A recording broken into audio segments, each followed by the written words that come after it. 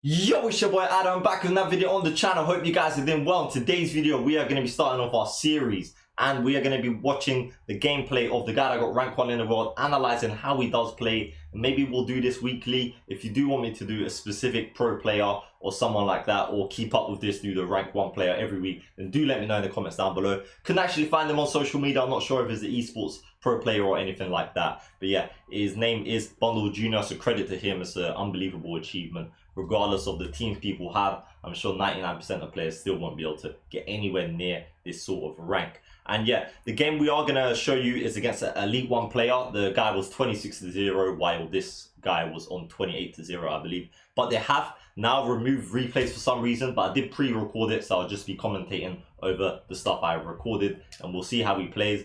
This guy, when I checked all of his stats, he doesn't necessarily just hold possession. He actually plays really attacking. His attacks have sort of really good purpose and he defends well. So let's start breaking it down. So let's start with the gameplay. The team on the left is the guy that got 30-0, the one that's rank 1 in the world, and the team on the right is the guy that got Elite 1. It was 26-0, like I said, when they first met. So the team on the left is the red one, is the guy that we need to be sort of watching and analyzing. Although the other guy is still ridiculously good at the game as well. It's just we're sort of focusing on the guy that's rank 1. So we can see that he's got Hullet. Unfortunately, in these match highlights, we can't sort of see which formation they play and all of that, but you can generally assume most pros are going to play 4-2-3-1, 4-4-2, maybe 4-1-2-1-2 narrow, or the 4-2-2-2 this year is becoming very effective. If you just look at the way the guy attacks, you see that skill move you just done there, the elastico in that sort of dangerous situation to nearly get past the opposition.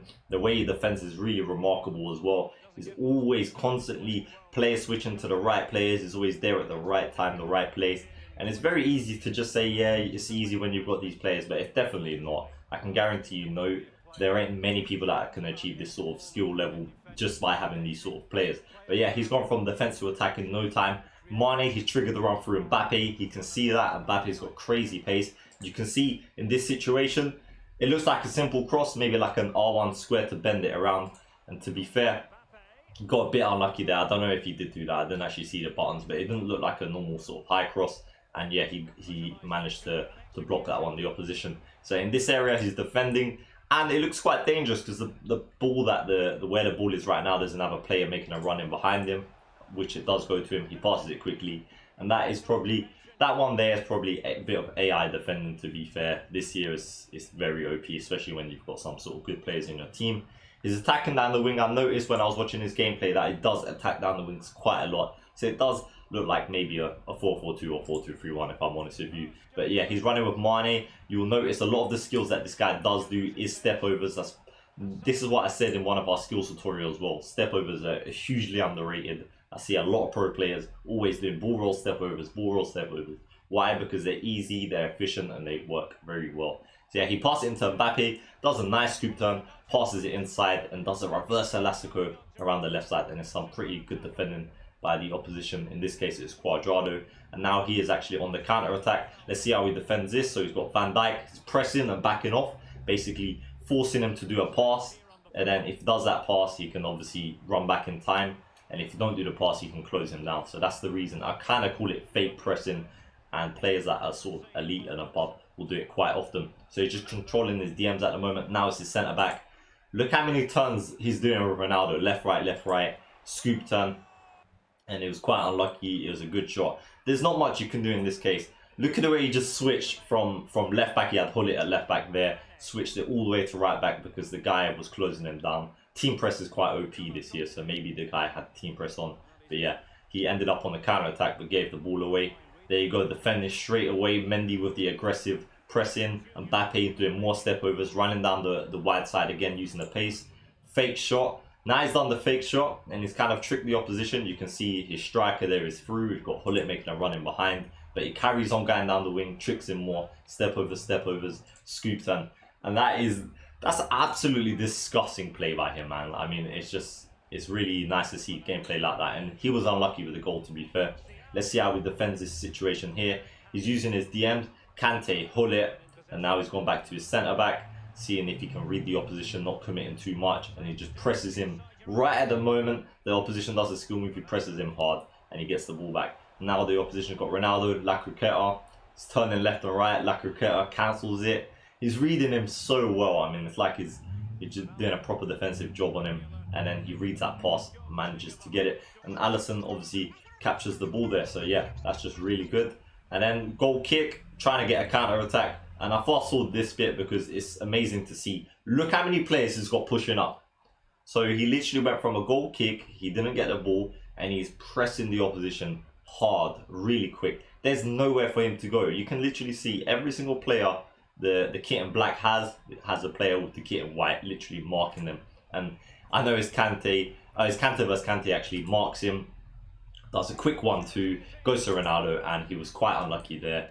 Good tackle, to be fair, by Carlos Alberto. It might have been an actual manual tackle. So yeah, that was the first half sort of main key highlights, and now we're into the second half. See how it sort of goes. Just dribbling the ball with Hullet. Mbappe, more step overs, doing another skill. Got Ronaldo attacking down the wide side again. Cancels the fake shot, step overs, cancels the fake shot. In and out, left stick dribbling. These are the areas I tell you guys, you need to be dominating your opponent in these areas. The final third, outside the edge of the box. This is where the opposition will make mistakes, or the AI will make mistakes, and there's nothing they can do about it. But yeah, he got pretty unlucky there with that one, to be fair to him. I think at this sort of stage, he's actually losing possession by quite a lot, but you wouldn't really notice it in terms of chances in this game anyway. But yeah, he's defended now. He's using his DMs really well. Van Dijk is pressing him back off. He's got Mendy now pressing him back off. You see, he blocked it and it still went back to him. This happens to me a lot and it's super frustrating. And like, you probably think, it only happens to you, don't happen to pros and stuff. But look, it definitely happened, and he's playing against an Elite 1 opposition. So what does he have to do? He needs to defend well and get the ball back. So there you go, he does it. Defends twice to get the ball back against a very skilled opposition. We're going to fast this bit up a bit because it's amazing how we just went from defensive phase to attack. And he's actually got Mendy bombing forward now, so maybe he's got attacking fullbacks or balanced on them or something like that, or manually controlled them, could even trigger the runs. And yeah, crosses it into Mbappe.